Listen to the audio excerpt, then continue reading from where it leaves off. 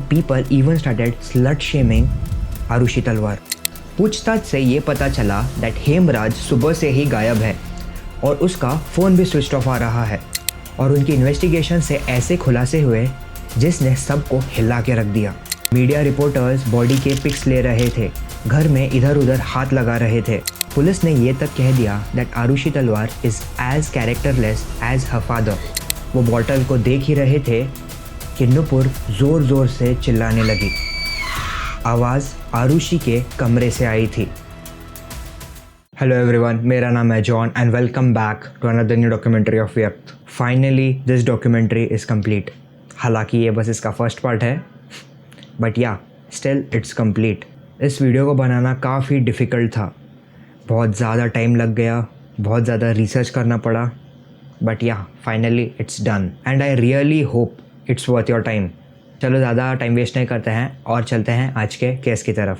आज का जो ये केस है इट्स कॉन्टेक्स्ट डिपेंडेंट केस, जिसका मतलब है ये उन केसेस में से है जहाँ if you miss out even a tiny detail तो तुम्हें केस शायद समझ में ना आए, आई मीन प्रॉपरली समझ में ना आए। So I would recommend you all people कि तुम वीडियो स्किप ना करो। अब स्टार्ट करते हैं एंड प्रॉपरली समझते हैं आज के इस केस को।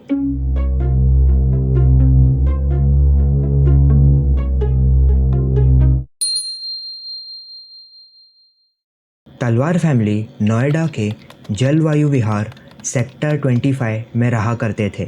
उनके घर में 4 लोग रहते थे। राजेश तलवार एक हाईली एजुकेटेड पर्सन जो प्रोफेशन से एक सक्सेसफुल डेंटिस्ट है और अपना प्राइवेट क्लिनिक चलाते हैं। नुपुर तलवार जो राजेश तलवार की तरह ही एक डेंटिस्ट हैं और अपने प्रोफेशन से इक्वली डेडिकेटेड हैं। राजेश तलवार फोर्टिस हॉस्पिटल के डेंटल डिपार्टमेंट के हेड भी थे। वो और उनकी पत्नी वहाँ के पेशेंट्स भी देखा करते थे। राजेश और नुपुर तलवार की ही बेटी है आरुषि तलवार। You could say Aarushi was blessing for the Talwars, क्योंकि आरुषि का जन्म कई कॉम्प्लिकेशंस के बाद हुआ था, इसीलिए उनके पेरेंट्स उससे बहुत ज़्यादा प्यार करते थे। आरुषि दिल्ली पब्लिक स्कूल नोएडा में स्टडी करती थी। And lastly Yam Prasad Banjade, better known as Hemraj Banjade, जो नेपाल से था और तलवार्स के घर as a live in servant काम कर रहा था। और तलवार ने एक temporary house help Bharti Mandal, जिनकी एज 35 ईयर्स थी, उनको भी रखा था। भारती डेली सुबह आकर झाड़ू पोछा बर्तन वगैरह कर चली जाती थी। तलवार फैमिली एवरीडे वो अपना ब्रेकफास्ट साथ में करते थे, और चाहे राजेश और नुपुर तलवार अपने में प्रोफेशन में कितने ही बिजी क्यों ना हो, वो हमेशा ट्राई करते थे कि डिनर फैमिली के साथ ही किया जाए। ऐसे ही 15 मई 2008 एज यूजुअल वो साथ में डिनर करते हैं और खाना खाकर आरुषि और उसके पेरेंट्स अपने अपने कमरों में चले जाते हैं। लेटर रात को मिस्टर एंड मिसेस तलवार आरुषि के कमरे में जाकर आरुषि को एक सोनी DSW-130 कैमरा गिफ्ट करते हैं। द थिंग इज आरुषि का बर्थडे 24 मई को था, पर आरुषि की स्कूल की छुट्टियां 16 तारीख से ही शुरू होने वाली थी। सो आरुषि और उनके पेरेंट्स ने डिसाइड करा कि वो अपना बर्थडे 16 तारीख को ही मनाएंगे। It basically was a gift जो कि उनके पेरेंट्स ने दिया था। That explains the camera why it was given to Aarushi. Camera देने के बाद आरुषि बहुत खुश हो जाती है। वो साथ में थोड़े बहुत पिक्चर्स क्लिक करते हैं और कल होने वाली बर्थडे पार्टी के बारे में थोड़ी बहुत प्लानिंग करते हैं। एंड लेटर आरुषि और उसके पेरेंट्स सोने चले जाते हैं। 16 मई 2008 रोज की तरह भारती घर आई। तलवार का जो इनर डोर था वो लॉक्ड था और आउटर डोर भी जाम हो गया था। भारती घर में आवाज़ लगाती है। आवाज़ सुन नुपुर नींद से जाग जाती है और दरवाजे के पास जाकर देखती है कि दरवाजे पर कौन है। वो भारती को देखकर डोर खोलने जाती है, पर डोर बाहर से लॉक था। नुपुर फिर हेमराज को कॉल करती है, पर हेमराज का फ़ोन नहीं लग रहा था। नुपुर को लगा हेमराज दूध लाने जाते वक्त बाहर से दरवाज़ा लॉक कर गया हो। नुपुर भारती से 5 मिनट बैठने के लिए कहती है। उसके ऊपर भारती मना कर देती है, क्योंकि भारती वेट नहीं कर सकती थी, क्योंकि उसे तलवार के घर के काम करने के बाद बाकी घरों में भी काम करने जाना पड़ता था। वो नुपुर से कहती है, अगर आपके पास कोई स्पेयर की है तो आप उसे बालकनी से नीचे फेंक दो, मैं जाकर उसे कलेक्ट कर लूँगी और उससे दरवाज़ा खोलूँगी। लेटर जब उसे चाबी मिलती है और वो लॉक खोलने जाती है, वो देखती है दरवाज़ा लॉक नहीं था, दरवाजे पर बस लैच लगा हुआ था। वो लैच खोलकर अंदर चली गई। इस वक्त तक राजेश तलवार भी जाग चुके थे और वो अपने कमरे से बाहर आ रहे थे। बाहर आते वक्त सडनली उनकी नज़र डाइनिंग टेबल पे जाती है। वहाँ एक अल्कोहल की बोतल रखी हुई थी। वो बॉटल को देख ही रहे थे कि नुपुर ज़ोर ज़ोर से चिल्लाने लगी। आवाज़ आरुषि के कमरे से आई थी। आरुषि का बेडरूम यूजुअली अंदर से लॉक होता था, पर उस दिन डोर अनलॉक था। रूम में जाके उन्होंने जो देखा वो देखकर उनके पैरों तले ज़मीन खिसक गई। आरुषि अपने बेड पे थी। उसकी पूरी बॉडी खून से लथपथ थी। आरुषि का किसी ने खून कर दिया था। सीन को देखकर उनकी मेड डर के भाग जाती है। आरुषि के पेरेंट्स तुरंत पुलिस को इन्फॉर्म करते हैं।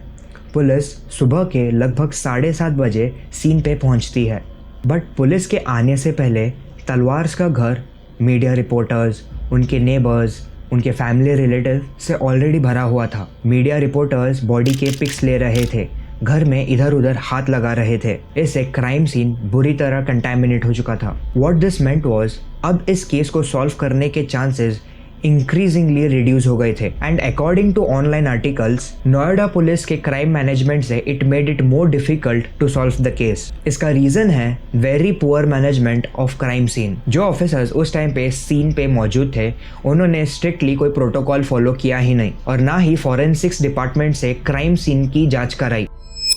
नोएडा पुलिस पूरे घर की तलाशी लेती है, पर पुलिस को कोई फोर्स्ड एंट्रीज नहीं मिली और काम वाली बाई के स्टेटमेंट से पुलिस इस कंक्लूजन पे आई कि किलर घर से ही कोई है। पुलिस राजेश और उनकी पत्नी से पूछताछ करती है। पूछताछ से ये पता चला दैट हेमराज सुबह से ही गायब है और उसका फ़ोन भी स्विच ऑफ आ रहा है। अपनी बच्ची को लाइफलेस देखना और हेमराज का अचानक घर से गायब होना मेड आरुषि's पेरेंट्स सस्पेक्ट हेमराज। पुलिस ने भी हेमराज को सस्पेक्ट किया। पुलिस का ये मानना था जो बॉटल सुबह राजेश को मिली थी, हेमराज ने वही बॉटल पीकर नशे की हालत में आरुषि के कमरे में घुसने की कोशिश की थी और उसके साथ जबरदस्ती करने की कोशिश की। जब आरुषि ने इसका विरोध किया, उसने आरुषि को मार दिया। आफ्टर दिस पुलिस ने कई मल्टीपल लोकेशंस जैसे उसके होम टाउन, बस स्टैंड्स, रेलवे स्टेशंस में हेमराज को ढूंढना शुरू किया। पुलिस ने हेमराज की गिरफ्तारी पर 20,000 रुपए का इनाम भी घोषित किया था। एंड ऑल्सो उसी दिन पुलिस ने मीडिया में भी अनाउंस कर दिया गया दैट हेमराज आरुषि को मारकर वहां से भाग गया। आरुषि की बॉडी को पोस्टमार्टम के लिए भेजा गया। लेटर रिपोर्ट से ये पता चला दैट उसका सर इंजर्ड था और किसी शार्प ऑब्जेक्ट जैसे कुकरी उससे आरुषि की गला कटने से मौत हुई थी। 17 मई 2008 दोबारा से जलवायु विहार सेक्टर 25 में लोगों की भीड़ लगती है। हर टीवी चैनल पर एक ही हेडलाइन बार बार चल रही थी। And what was that headline? Police को हेमराज की डेड बॉडी जलवायु विहार, जहां आरुषि की डेड बॉडी मिली थी, उसी बिल्डिंग के टेरेस पे मिलती है। इस डिस्कवरी ने इस केस को नेशनल हेडलाइन बना दिया। हेमराज की बॉडी बुरी तरह सड़ चुकी थी। बॉडी को पोस्टमार्टम के लिए भेजा जाता है।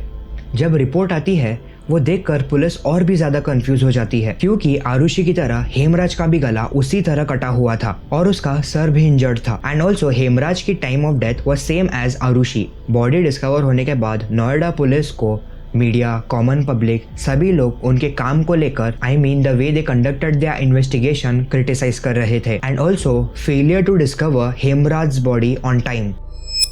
जब आरुषि की बॉडी मिली थी, उसी दिन टेरेस के गेट के लॉक पर खून के दाग भी दिख रहे थे। Even after that police did not choose to investigate further. और ना सिर्फ क्रिटिसिज्म, पर नोएडा पुलिस को अपने सीनियर्स से इस केस को जल्दी सॉल्व करने का प्रेशर भी फेस करना पड़ा। 21 मई 2008 CBI joint director Gurudarshan Singh, जो उस टाइम पे इस केस को भी देख रहे थे, वो एक प्रेस कॉन्फ्रेंस बुलाते हैं regarding Noida double murder case. और उस कॉन्फ्रेंस में उन्होंने जो बोला, उससे इस केस को एक नया मोड़ मिल गया। Police said it was a case of honor killing and according to them Aarushi और हेमराज का खून आरुषि के फादर राजेश तलवार ने किया था। 15 में 11:30 बजे के आसपास राजेश तलवार अपने कमरे से बाहर आते हैं।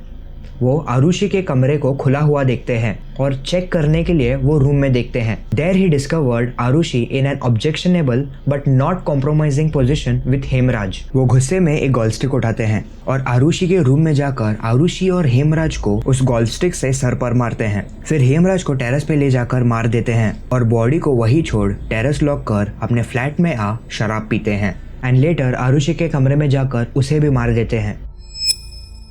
पुलिस ने कहा राजेश तलवार का एक्स्ट्रा मैरिटल अफेयर चल रहा था with a family friend and colleague named doctor Anita Durrani, और ये बात आरुषि को भी पता चल गई थी और इसी बात को लेकर उन दोनों के बीच आर्ग्यूमेंट्स भी हो रहे थे। And after seeing his daughter with Hemraj, his rage was fuelled not just by what he saw but also the stress from being questioned by Aarushi about his own affair. Police ने ये तक कह दिया that Aarushi Talwar is as characterless as her father, और ये सब बस police के अजम्पशंस थे। इन्हें सपोर्ट करने के लिए उनके पास कोई सॉलिड एविडेंस नहीं था।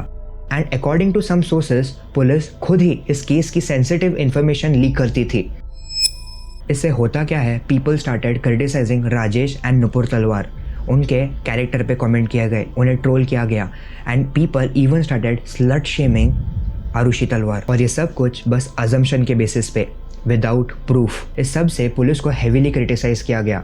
उन्हें एक्यूज किया गया of victim blaming, defaming a dead child and violating the privacy and dignity of a grieving family, और ऐसे कई सारे एक्यूजेशंस पुलिस पे किए गए।